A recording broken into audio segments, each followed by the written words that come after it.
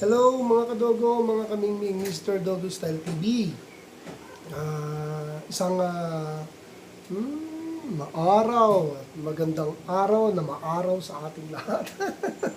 Para may parating na bagyo ha. So, mag-prepare ta at mag-iingat kung sakaling dumating na yung bagyo sa atin. So again, meron tayong isang i-discuss galing kay Ma'am Christine. Christine lang, Lumalis Bayan. Isa siyang pet owner. Yung kanyang alagang Pomeranian, female Pomeranian, suspected na meron daw lagnat daw. So, pinayahon ko naman si ma'am. Sinabihan ko kung ano dapat gawin, ano ang dapat bilhin, para ma-test kung may lagnat. Mamaya ko malalaman. So, ngayon itatakilap natin yan. Kung ano ba at paano natin malalaman kung may lagnat ang alaga nating aso para to sa mga newbie.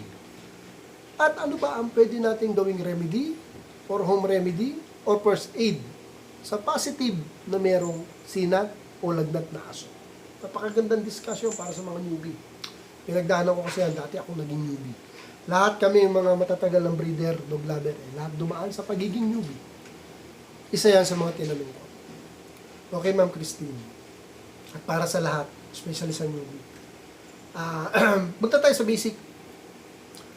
Ang normal na temperature ng isang asong walang lagnat o sinat ay nasa 38.3 to 39.2 Celsius. Yun ang normal. Pag may lagnat na o may sinat na, ay nasa 39.4 Celsius pataas na, mga kadroga. Okay? So, mataas ng konti ang ratings ng body temperature through Celsius compare sa tao. Okay? So, okay. Ano ang dapat gawin para malaman natin kung ano ang tamang temperature ng alaga natin? Good question, mga kadogo. Bili tayo ng rectal thermometer sa Mercury. Yun ang pinaka-the best. Pantaraw yun pampuwet. Ayan, pampuwet. Hindi ko nare-recommend yun sa kilikila. Mas maganda yun sa puwet kasi talagang nandun yung init At yun din naman ang ginagamit ng mga vet. At kaming mga experience breeder, yun ang ginagamit namin. Rectal thermometer. So pag nakabili na tayo, mura lang yun. Walang kawala ang temperature.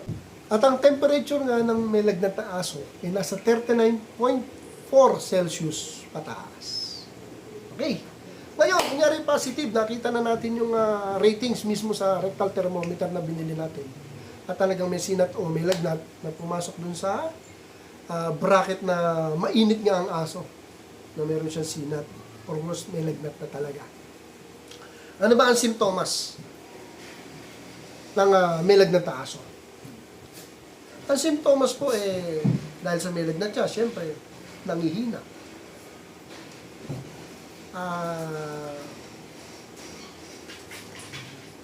Nanginginig yung laman. Alam niyo po yun. Yung nandun siya sa sulok. Siyempre, matamlay yan. Nandun siya sa sulok. Tapos, nanginginig yung laman ng ganito. Tapos, nakaganon siya. Or worse, talaga nanginginig na. Yan ang mga sign yan. Tapos, nagpapanting. Or hinihingal. Ang aso kasi normal lang yun. Diba? Yun talaga, hindi makikita mo nasa sulok. Makita mo naman, matamlay. Tapos, paano yung gano'n? Kasi mainit yung katawan niya. Doon niya kasi nilalabas yung init ng katawan niya through panting. Gano'n. Okay pa. Ayos pa sa demonstration, mga kadogo. Tapos, mainit ang tenga, ilong, ampo, ang tummy. Itong bagay na to, importante to kasi lalo na kung familiar ka sa aso mo. Pero ang tanong, ikaw ba inaalagaan ba aso mo? Niyayakap mo ba? Lagi-lagi nilalaro mo ba? Kasi kung hindi mo malalaman, hindi mo madidistinguish kung mainit ba ang aso mo sa pamamagitan ng pagyakap. Kasi hindi mo kabisado, hindi mo nilalaro. Pero kaming mga dog lover, dog owner, dog fanatics, nilalaro namin yung aso. Kaya alam namin kung ano yung normal na temperature nila sa hindi. So, pag niyakap namin, tapos makikita nga yung sign, medyo matamlay, medyo ganyan. So, pasok talaga, may lagnat. Alam namin yung, ngayon to para sa newbie. Kailangan din kasi natin nilalaro at kinakadil ang aso para alam natin yung temperature niya. Pag may nakita na tayong mga sign na sinabi ko, at tapos yung hawak natin ay kakaiba sa usual na temperature na, malamang sa namang may sinat o lagnat. Tapos meron ding mga, minsan may mga sign din ng pag-ubo, nagsusuka na, at yung runny nose, yung tumutuloy yung tubig sa ilong niya. Yun na yung mga sign talaga na may lagnat. Kaya pag thermometer natin, pasok talaga positive. 39.4 siya pataas. Yun na yung may lagnat. Okay? Tapos meron tayong isang sasabihin na wag nyo pong gagawin pag may lagnat mo ang alaga natin. Wag magpapainom ng gamot ng tao na panglagnat. Like paracetamol. Wag na wag po kasi may epekto talaga sa kanila ninyo. Tandaan nyo, wag na wag. Ngayon si Ma'am Christine po, nagtanong po sa atin. Kaya ako po kinontento kasi ito po yung usual na nagiging problema ng alaga natin. Sad to say, kagaya rin natin si Ma'am na wala namang kagad na ibibitaw para ipabet po natin. Pero again, sa mga gantong kaso po at pag meron po tayong nagiging problema at kung may pera din tayo, dapat talaga bet. Professional po. Tandaan niyo po yan. Ito po tinanong tayo ni Ma'am dahil kagaya rin po siya natin, pag emergency, wala naman po kagad ng pambet. Kaya humingi sa atin ng payo kung ano remedy sa first 3 months. So, ito po yun. Okay? Ang remedy po, ganito. Pag meron na pong sinat o lagnat ang aso, kailangan po lagi natin siyang papainumin ng tubig. Yung tubig po, wag po sobrang lamig. Baka naman yung tubig, especially husky, lagyan natin ng punong-punong ng yelo, patay tayo dyan. Baka magka-problema sa lalamunan. Di ba? So, maganda yung normal lang. Kung gusto natin malamig-lamig, lagyan natin ng tube ice lang. 1, 2 piraso, 3, sa malaking bowl na tubig. So, lalamig na yun ng konti. Pero, mas maganda kasi kung yung direktang mineral water lang, or kung wala naman sa gripo, malamig-lamig na rin yun. So, yun. Dapat lagi natin papainumin pag mainit ang temperature ng aso. Kung ayaw naman po niya uminom dahil nga sa matamlay siya at may sakit, i-force drink natin through silence. Huwag po tayo yung iba kasi, bagay na, experience ko rin nung una yan, talaga, ganun nasusulasok yung aso, nababaknad. Sama po yan, baka maano yung baga niya magkaroon ng tubig. Dapat dito lang sa gilid, unti-unti lang, unti-unti. Ang tendency ng aso talagang didira siya ganun. Dahil naiilang siya doon sa tubig na pumapasok, didira siya. Talagang normal na pag-inom ang mangyayari. Hindi yung susungal-ngal natin, injection, ganun. Negative XX yan, XX. So yun lagi natin painumin. Just in case na hindi uminom talaga, through silence. Kailangan pong painumin. At isa sa number 1 ruling. Pero ito hindi ko nasasabihin sa mga dog lover na kagaya ko. Kailangan may love and care.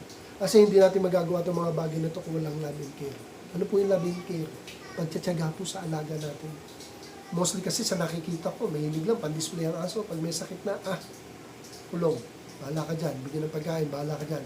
Pero sa mga dog lover po, hindi naman po lahat pinababayaan, no?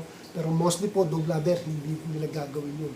Talagang aasikasuhin, pagpupuyatan. Makita pa lang yung sign, talagang pagpupuyatan para asikasuhin. Kasi pag hindi po yung ginawa ninyo, question niyo pa sarili niyo kung dog lover ba kayo. O kung gusto niyo lang mag-alaga, pan-display. Doon tayo kailangan ng alaga natin pag may sakit sila. Yung tender loving care, yung asikaso. Okay? Yun ang isang sign para makita kung talagang dog lover kayo. Kailangan matyaga kayo, lalo na pag may sakit. Okay? Kaya, ayun, Ma'am Christine, sana may natutunan ka. Ito naman po yung usual na ginagawa rin natin. Hindi lang ako, mga kasamahan natin sa larangan ng pag-aso, especially mga breeder. Ganun po ang ginagawa namin remedy. Okay? So, sa mga newbie, sana may natutunan. Again, isang magandang maaraw na araw. Sa mga gusto pong magtanong pa, feel free po. Mag-comment po kayo sa aking YouTube channel. Mababasa ko po yun.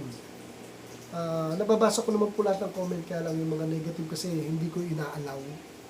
Kasi baka maging yun pa yung sistema ng maging discussion, magkaroon pa ng konting problema sa aking channel dahil nagdi-discussion yung mga kaibigan natin at yung mga mahilig lang na magkaroon at mag-create ng usapin na wala namang kwenta. Yung mga nambubuli.